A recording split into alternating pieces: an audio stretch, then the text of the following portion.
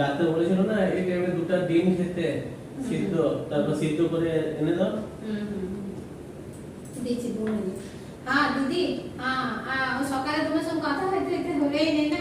না না ফেসবুক একদম ছাড়বে না, ফেসবুক করতে থাকো, এর জন্য আনন্দ পাই। সারাদিন সংসারে কাজ করতে করতে ভালো লাগে না। আরে যত লাইক কমেন্ট করবে না তোমার এনগেজমেন্ট তত বাড়বে। না না একদম ছাড়ার কোনো প্রশ্নই রাখো না। না শোনো ওই যে করে না দুই যা মিলে ভিডিওটাও দেখেছো? আরে দারুণ করে, দারুণ।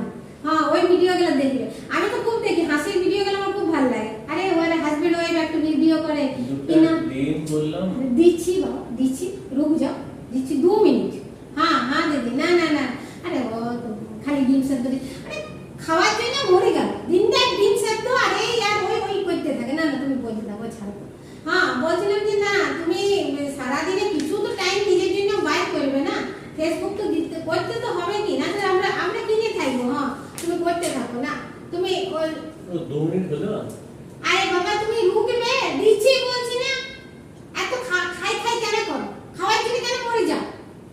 বলো তুমি কি জন্য মরে যেছো? দুটা কথাও কারোর সঙ্গে বলতে দিবে না। একটি কথা বলছি ডিম সেদ্ধ করে মরে গেল।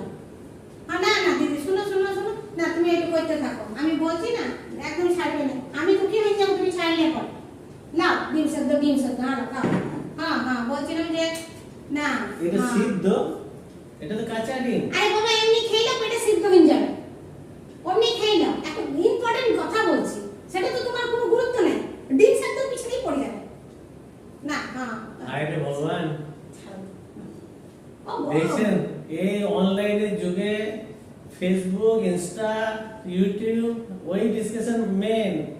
সিদ্ধ ডিম চাইলো তো পাচ্ছি কাঁচা ডিম, পেটেই সিদ্ধ হয়ে যাবে। প্রথমবার শুনলাম এটা। আরে কৃষ্ণ।